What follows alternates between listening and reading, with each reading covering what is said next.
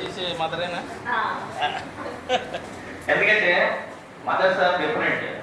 So many times నేను చెబుతూ ఉంటాను, తల్లులు చాలా మంచివాళ్ళు, అందరూ కూడా తండ్రులు ఇంకా మంచివాడు. ఎందుకని పిల్లల్ని మోయాలి, తల్లుల్ని మోయాలి, కాబట్టి వాళ్ళ బాధ్యత ఎక్కువ.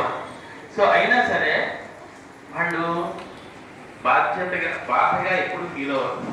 ఇది ఒక విద్యుక్త ధర్మంగా ఫీల్ అయ్యి వాళ్ళు మిమ్మల్ని పువ్వుల్లో పెట్టి చూసుకుంటారు. అలాగే రోజు పువ్వులు తెచ్చి పెట్టుకోకండి, నేను భరించలేదు, రేపు ఎక్కువ. అయితే ఇక్కడ ఏ పర్ఫార్మెన్స్ అయినా మీరు ఏది చెయ్యాలనుకున్నా ఎంకరేజ్మెంట్ అనేది లేకపోతే మనం చేయగలమా? నేను ఒకసారి దగ్గరికి చెప్పండి, చేయలేము. అది ఎక్కడి నుంచి రావాలి? పేరెంట్స్ నుంచి రావాలి, అట్లాగే టీచర్స్ నుంచి రావాలి కదా. మన చుట్టుపక్కల ఉన్న వాళ్ళ దగ్గర నుంచి ఏదైనా చిన్న పర్ఫార్మెన్స్ చేస్తే మనం చాలా బాగా చేశారు అనే అప్రిసియేషన్ వస్తే వెంటనే మీరు ఏం చేస్తారు?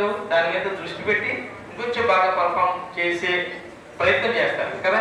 అది చదువైనా సరే, కో-కరిక్యులర్ యాక్టివిటీస్ అయినా సరే. అంతేగాని ఎంత చదివినా సరే నీకు 24 గంటలు సరిపడలేదు బాబు, ఇంకొక 2 గంటలు దేవుడు ఇచ్చుంటే బాగుండేది, ఆ 2 గంటలు ఇచ్చినా చంపేసేవాడు. మనం 26 గంటలే ఇచ్చాడు, 30 ఇచ్చుంటే బాగుండేదని.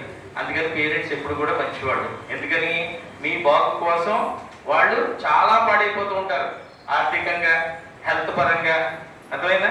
తెల్లారగట్టి మీరు చదివితే వాళ్ళు 5కి లేవడం ఏంటి? కర్మ కాకపోతే కదా.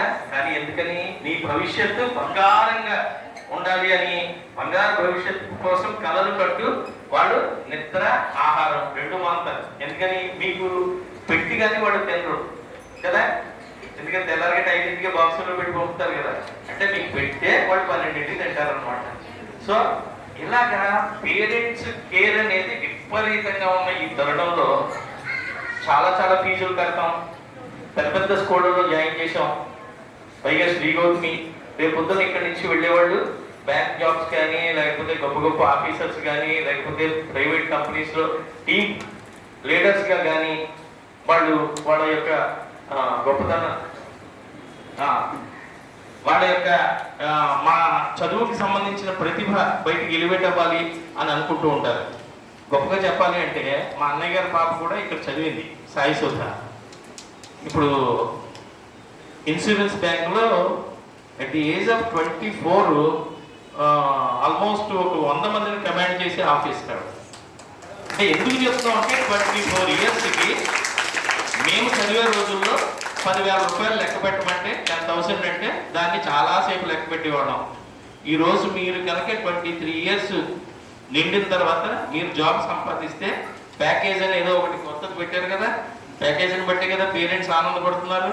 ఆ ప్యాకేజ్లో మీరు 16 lakhs, 15 lakhs, ఇయర్కి 30 lakhs ఇట్లా చెబుతుంటే అవి అసలు ఎలా లెక్క పెడతారు మీరు? మ్యాక్సిమం అందరూ కూడా చాలా లీన్గానే ఉన్నారు, పెద్ద బరువుగా లేరు, ఒకళ్ళో ఇద్దరు తప్ప. మేము 1000 రూపాయలు 10,000 రూపాయలు అంటే చాలా ఇదిగా చూసుకునేవాళ్ళం. lakhs of rupees you are going to earn, తెలుసా? కానీ ఆ లక్షలు సంపాదించి పెట్టింది ఎవరు? ఈ అక్షరాలు నేర్పినటువంటి పాఠశాల, ఈ గురువులు, మిమ్మల్ని ఎప్పుడు ప్రోత్సహించే తల్లిదండ్రులు. అటువంటి పేరెంట్స్కి మీరు ఎప్పుడు కూడా గ్రాటిట్యూడ్ ప్రదర్శించాలి. సో వాళ్ళని అదే మిమ్మల్ని పువ్వుల్లో పెట్టి చూసుకున్నట్టే వాళ్ళని కూడా రేపు పొద్దున్న పువ్వుల్లో పెట్టి చూసుకోవాలి, గౌరవంగా చూసుకోవాలి, ప్రేమగా చూసుకోవాలి. ఇంకొకటి ఏంటి, ఇక్కడ పర్ఫార్మెన్స్లో మీకు తెలిసిందేంటి? 10 మంది కలిసి 7గురు 6గురు కలిసి ఒకే చోట ఉండి రకరకాల క్యారెక్టర్స్ని ప్రదర్శించారు కదా. మన లైఫ్లో కూడా, సొసైటీలో కూడా మీరు చూస్తుంటే, రోడ్డును పోతుంటే ఓ పక్కన అరిచేవాడు ఉంటాడు, ఏడా అబ్బా ఏంటి అని అరిచేవాడు ఉంటాడు. వాడు ఎందుకు అరుస్తున్నాడో మనకు తెలియదు. అలాగే వాడు అంత అరిచినా సరే పాపం మధ్యస్థితులు లేని వాడేమో అని పక్క నుంచి వెళ్ళిపోయేవాడు ఉంటాడు. అంటే 2 క్యారెక్టర్స్ అక్కడ మీరు అబ్జర్వ్ చేస్తే దొరికేసాయా? ఒకడు సర్లే ఏదో అతనికి బాధ ఏదో అతనిది, మనం ఎందుకు అతనితో అరవాలి అనుకుంటాడు. కానీ ఇంకొకడు ఊరుకోవడం, అతనికైనా కోపం వచ్చేది నాకు వస్తుందని వీడు అది మామూలు కుక్కలాగా అరిస్తే వీడు ఇంకా బాగా ప్రాక్టీస్ చేసిన కుక్కలాగా అరుస్తారు. అంటే ఇవన్నీ క్యారెక్టర్స్ ఎక్కడి నుంచి మనం నేర్చుకుంటున్నాం? సమాజం నుంచి నేర్చుకుంటున్నాం కదా. ఆ సమాజంలో ఉన్నటువంటి మంచి క్యారెక్టర్స్ ఏమున్నాయో ఈరోజు ఒక్కటే చెప్పగలను, అందరూ బాగా చేశారు. కానీ స్వామి వివేకానంద అనే దానికి నేను అఫ్ కోర్స్ జడ్జిమెంట్లో ఇవ్వచ్చు ప్రైజ్, ఏమో చెప్పలేము, ఇంకా మీకు వస్తుంది. అయితే ఎందుకు అంటే మన భవిష్యత్తుకి బంగారు బాటలు వేసేటువంటి స్కూల్స్ అన్నీ కూడా ఫాలో అయ్యేవి అటువంటి మహాత్ముల యొక్క సిద్ధాంతాలు, వాళ్ళు చెప్పినటువంటి మంచి మంచి మాటలు. అటువంటి మాటలు కనీసం వివేకానంద ఎవరు అంటే మీరు ఓకే అంగనండి ఆ డ్రెస్ వేసుకుని తలపగా పెట్టుకుంటారు కదా, ఆయనండి చికాగోలో ఉపన్యాసం ఇచ్చారు, అది మేము ఎలా తెలిసా నీకు అని ఎవరైనా ఇంటర్వ్యూలో రేపు పొద్దున్న ఈ 30 lakhs ప్యాకేజ్ అప్పుడు ఇలాంటి క్వశ్చన్స్ అడుగుతారు.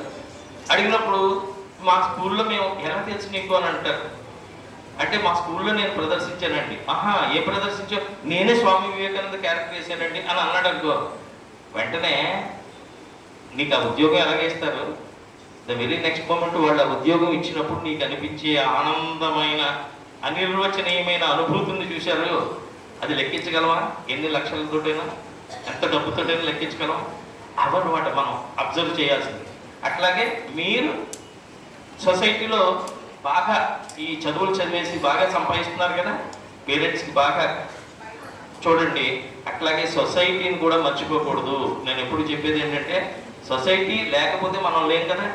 అలాగే తోటి ఫ్రెండ్స్లో ఎవరైనా అందరూ బిల్ గేట్సే కాలేరు, అందరూ సచిన్ టెండూల్కర్లే కాలేరు, అందరూ ఏదో సల్మాన్ ఖాన్ లేకపోతే ఇంకో హీరో ప్రభాస్, ఇప్పుడైతే లేటెస్ట్గా మీకు అతనైతే గుర్తుంటాడు కదా, అలా కాలేరు హీరోగా.